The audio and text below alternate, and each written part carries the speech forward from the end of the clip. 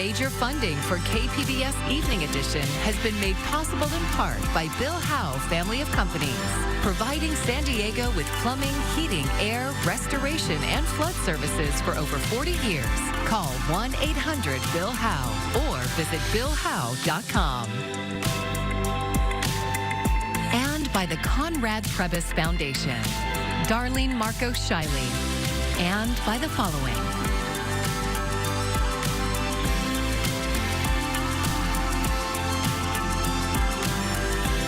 By viewers like you. Thank you.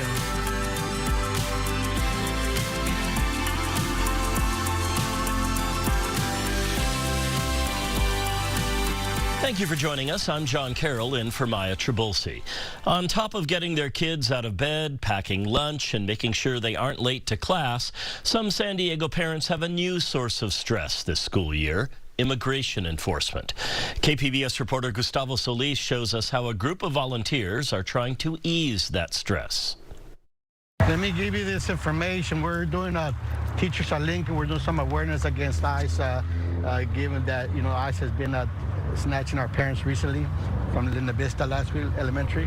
And we want to tell the community that it's safe to come to school.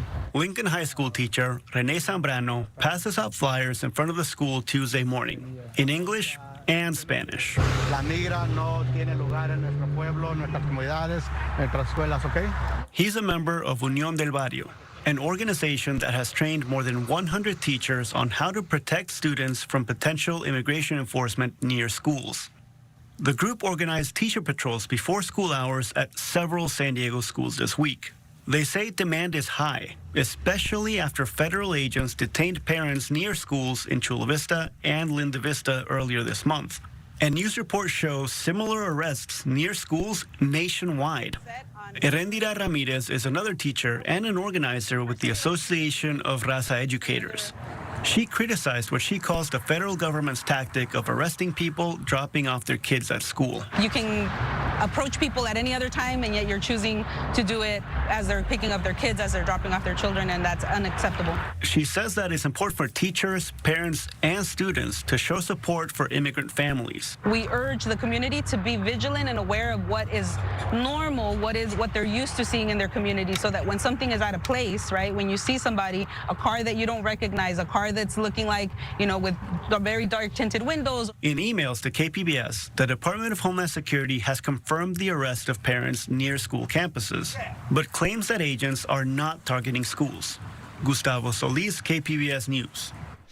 The San Diego Unified School District sent a statement saying educators can volunteer with immigrant rights groups on their free time. But it also said, as it relates to interacting with immigration enforcement officers during the school day, educators have been advised for their personal and legal safety not to intervene. A bill that would redraw California's congressional map took a step forward today. The state Senate's Elections and Constitutional Amendments Committee advanced the bill. It's aimed at helping Democrats gain 5 seats in the 2026 midterm elections. The effort is in response to Texas Republicans redrawing congressional maps there to gain 5 more conservative seats in Congress. Let's not dance around the issue here. If California Democrats had our way, the midterms would continue as they are, with a map drawn by the state's independent California Citizens Redistricting Commission. But that's not good enough for this president or the Republicans following his commands in Texas and D.C. The bill will be heard by another committee tomorrow, with final passage expected on Thursday. The new congressional map would only take effect if California voters approve a separate bill to allow the new maps to be used. Well, overall, we're looking at temperatures a little bit higher tonight, getting down to about 67, continuing with the partly cloudy conditions. As we go throughout the rest of the week, we are going to see some changes with the temperatures. I'll break down exactly what to expect coming up. The White House says plans are underway for a bilateral meeting between Ukrainian President Volodymyr Zelensky and Russian President Vladimir Putin. Brian Abel has the latest on the next steps toward peace. 3 steps forward is what the Finnish president said. Quite a lot was agreed to, according to UK's Prime Minister. It could happen within 2 weeks, said the German Chancellor. Yet today there is still no concrete meeting set up between Russia and Ukraine to end the war.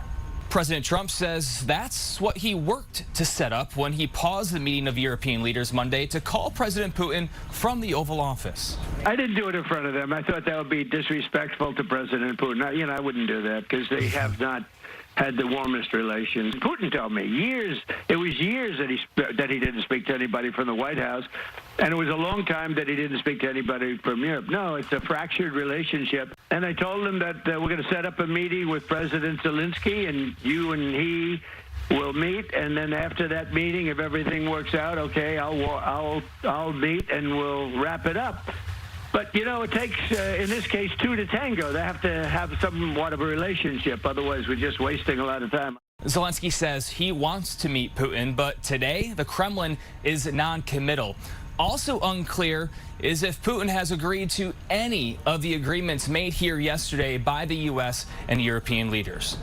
At the White House, Brian Abel reporting. Sticker shock for San Diegans and the rest of the country continues to worsen. The cost of food, housing, medical, and child care has soared over the last year.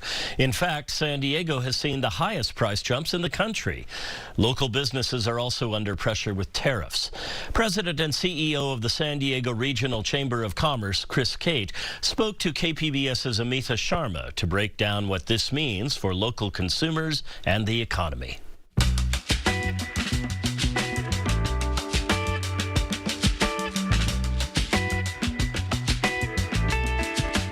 So, Chris, in the last year, food has gone up 4%, housing 5%, medical care 6.8%, child care more than 9%.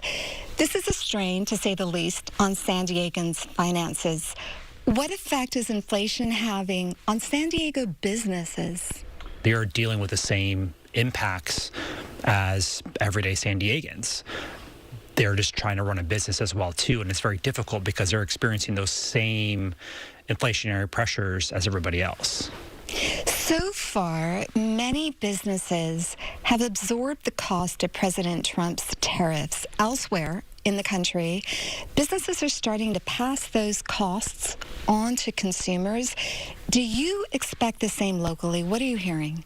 Absolutely. We believe that the tariffs and the cost of those tariffs are going to be passed on to consumers. I think in the short run, business owners were absorbing those costs just because of the uncertainty and what was going to happen with tariffs, whether they were going to be deferred or what. But now that we've gotten past, I think, that honeymoon period, so to speak, and we're trying to realize the cost impacts of these tariffs, you're going to see those passed on to consumers.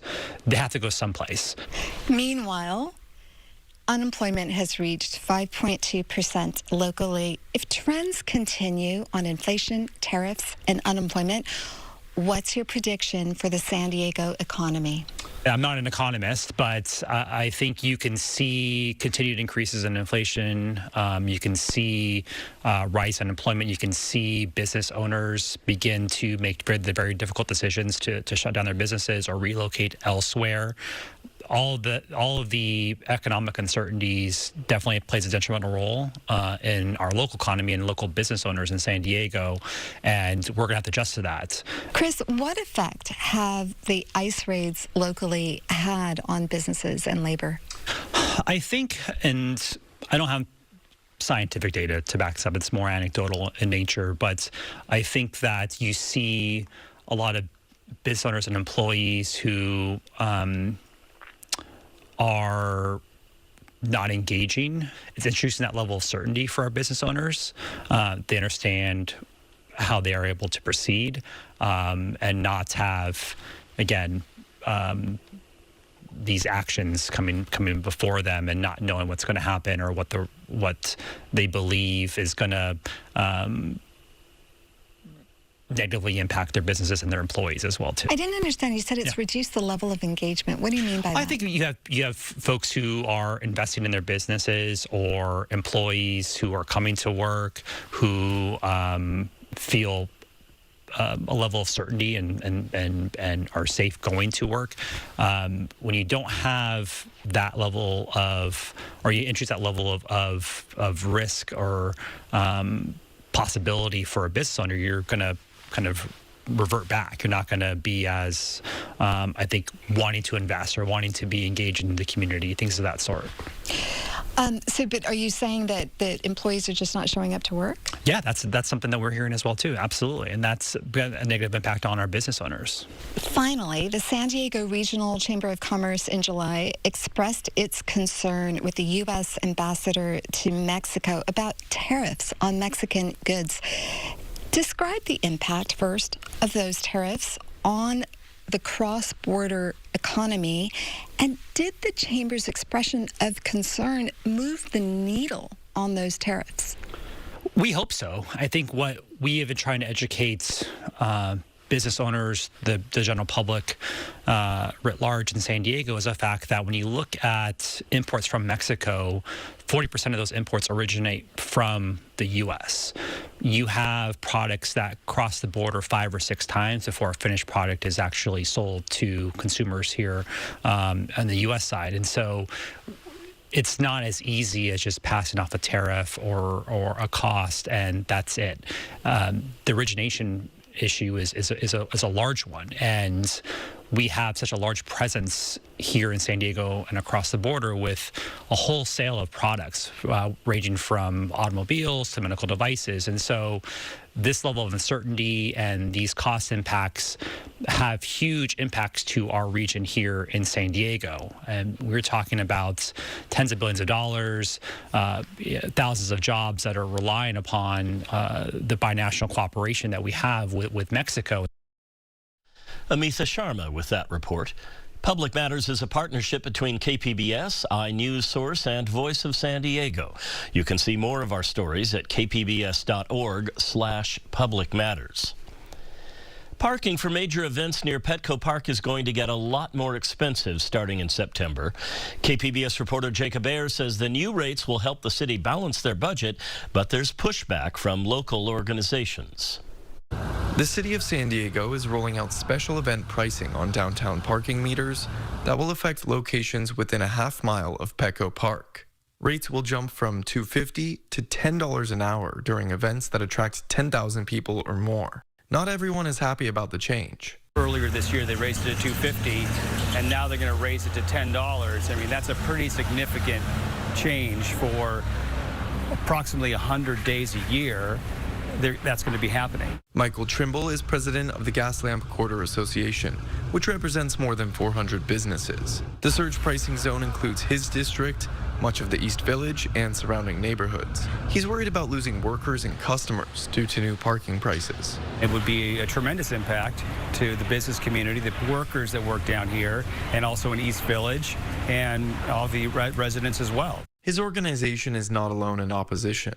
The East Village Association and the San Diego chapter of the California Restaurant Association are also against the new parking meter rates. Rachel Lang is Director of Communications with the Mayor's Office. This money gets reinvested back into the communities where it's collected. So you're going to see over time improved sidewalks, improved mobility, enhancements, streetlights, signage. City officials this year balanced the budget in part by increasing parking rates and other fees across the city, including game day and special event parking downtown. Long before our budget was, this effort was in effect. So we had been doing parking demand studies and we've been making all sorts of efforts to comprehensively overhaul how we do parking in San Diego. The surge pricing window begins 2 hours before the event and continues for 4 hours after an event starts, maxing out at 6 hours total. That means drivers could pay up to $60 to park at a meter near the ballpark.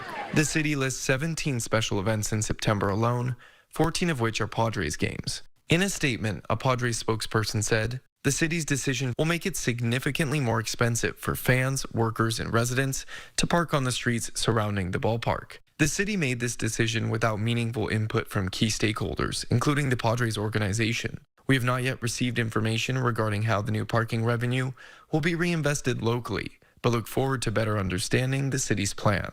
Lang says the community gave a lot of feedback on the overall parking program, and local organizations were aware of the special event rate change. Trimble is hoping for a compromise, reduced hours for special event parking. And there are a lot of cities within this city of San Diego that don't even have meters. So why is the burden placed on downtown exclusively than looking at other areas for ways to raise revenue? His big concern is next year. It's really about when the new season rolls around. It's 81 days a year with the Padres and however many big concerts that the Padres are going to have. Lang says people can avoid paying parking meter fees by using public transportation. Jacob Ayer, KPBS News. For the first time this flu season, many Americans will have the option of giving themselves the flu vaccine. Flu Mist is now approved by the U.S. Food and Drug Administration for use at home, and it can be ordered online. Mandy Gaither has more on how this new vaccine works. It's the only nasal spray flu vaccine in the U.S. FDA approved for use at home. Flu Mist Home can be self-administered by adults under 50 and can be given to children as young as 2.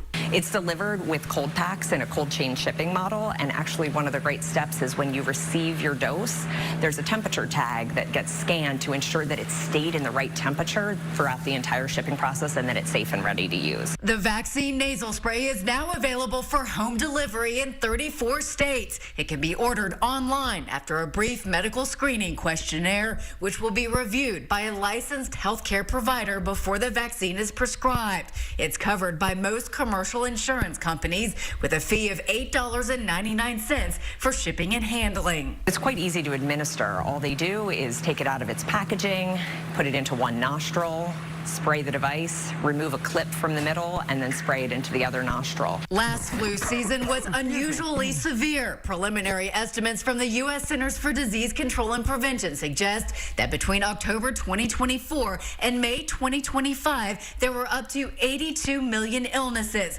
1.3 million hospitalizations, and 130,000 deaths from flu. At the same time, the CDC says less than half of kids and adults in the U.S. had gotten an annual flu vaccine. Knowing that they can bring Flu Mist home right into their home and vaccinate on their schedule, the time they want, no waiting in line, makes it very manageable. For Health Minute, I'm Mandy Gaither. Flu Mist manufacturer AstraZeneca says the vaccine has been on the market for more than 20 years and is safe and effective.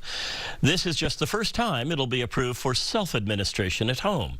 You can learn more, including how to order the vaccine, on the company's website. That is flumist.com. California lawmakers want to crack down further on microplastics. KPBS environment reporter Tammy Murga spoke with a North County Assembly member who's leading the push. They're in lotions, toothpaste, eyeshadows, and sunscreens, and they've made their way into the human body. Plastic microbeads and plastic glitter are everywhere. I think what we've seen is, in the last couple of years, increasing research that has shown how dangerous plastic microbeads and plastic glitter are for our human bodies and for our planet. California banned plastic microbeads in rinse-off personal care products in 2015, but the law left out products you wouldn't normally wash off after application. That's why Assemblymember Tasha Burner introduced Assembly Bill 823. It would ban leave-on personal care products and cosmetics with plastic microbeads and plastic glitter. Microbeads in non-rinse-off products can be problematic because they don't break down easily and can end up in the environment. The makeup and the cosmetics and the lotions that stay on our bodies get washed into the waste stream that ends up in our water, that ends up in our soil, that ends up in our food. But don't worry, Leah Carpolani says there's a lot of alternatives. She's the owner of Shopgood, a clean beauty and wellness boutique with locations in North Park and Del Mar. The clean beauty industry is already arrived at providing alternatives that actually provide better results. When we think about an exfoliation function of these plastics that have been in products, we can use things like pumice or crushed walnut stones or sea salts. If the governor signs the bill, the ban on leave-on products with microbeads would take effect in January 2029, and those with plastic glitter in January 2030. Tammy Murga, KPBS News. Hurricane Erin is expected to send destructive waves and a storm surge to North Carolina's Outer Banks. As the first major hurricane of the Atlantic season swirls off the coast, it's an important reminder for everyone to stay prepared in case of a natural disaster. Ivan Rodriguez has the latest. The impact of Hurricane Erin is already being felt on U.S. coastlines. Around 90 rip current rescues were conducted in North Carolina Monday. In New Jersey, weather conditions are worsening. We have a rip current warning, we have rough surf warning, we have storm warning, and conditions are bad. Although Erin isn't forecast to make landfall, the strength of the storm serves as a reminder to prepare. We always say when we talk about hurricanes, for example, don't wait until the storm warnings have been issued. It's too late. Part of being prepared is building a kit of emergency supplies. The toolkit doesn't need to be complex, but it should have specific things in there. That includes medicine, critical documents, tools, at least a 3-day supply of food, as well as a hygiene and sanitation kit, according to FEMA. Mark Friedlander says another crucial piece is insurance. Insurance is all about financial protection. So it's not just property insurance for your home, your condo, or your renter's policy if you're an apartment renter, but it's flood coverage. Flooding isn't often covered in standard home insurance plans, so it's important to check your policy. Other ways to prepare your home before a storm include testing your shutters and securing your outdoor space. The goal is to create a behavior to be prepared, not a reaction. In Atlanta, I'm Ivan Rodriguez.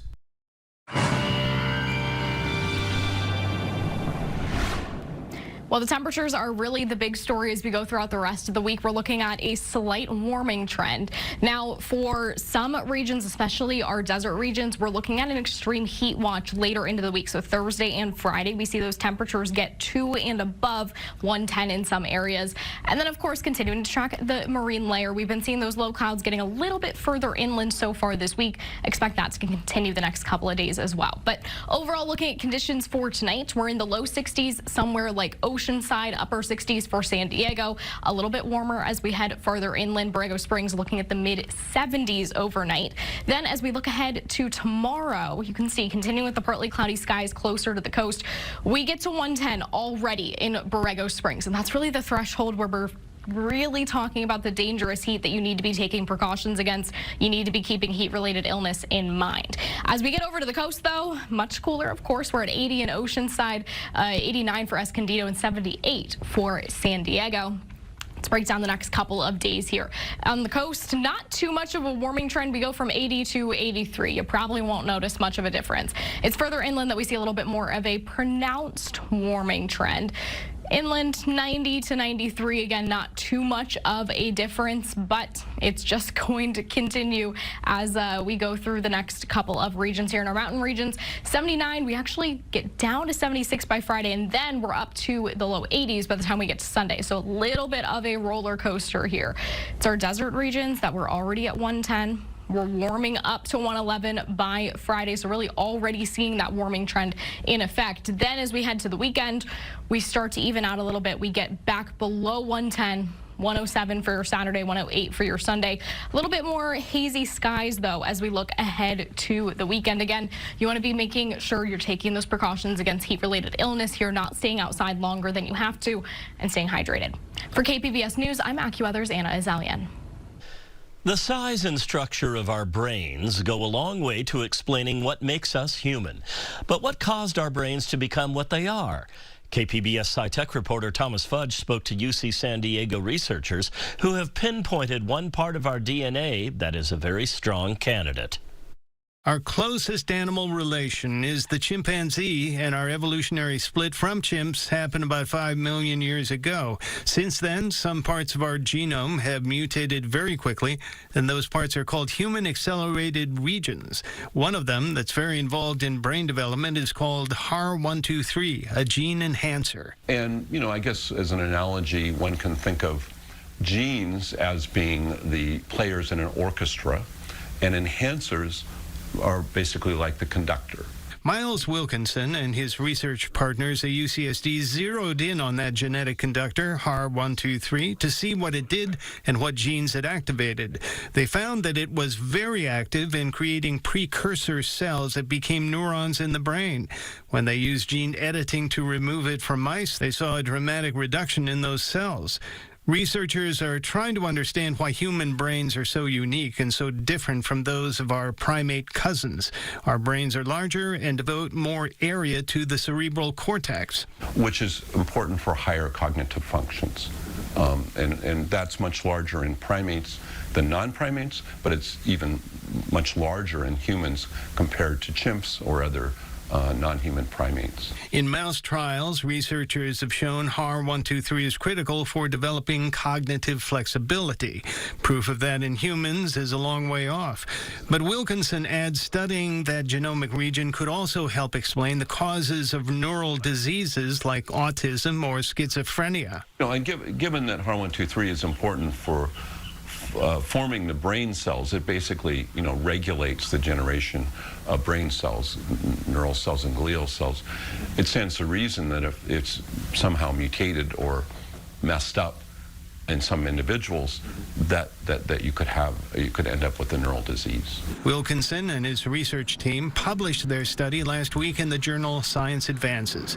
Thomas Fudge, KPBS News. Here's a look at what we're working on for tomorrow in the KPBS newsroom. NPR's Morning Edition is examining the impact of President Trump's crackdown on immigration on the nation's farms. And the KPBS San Diego Book Festival is this Saturday. KPBS Midday Edition is talking with one of the featured authors, Ziggy Marley. You can find tonight's stories on our website, kpbs.org. Thank you so much for joining us, everyone. I'm John Carroll. Have a great evening.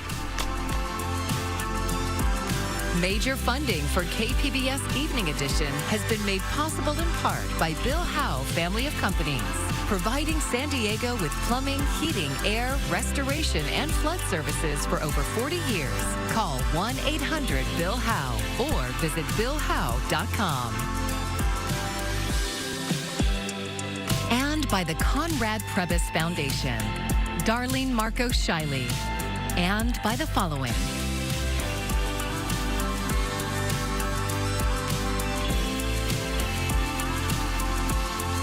By viewers like you. Thank you.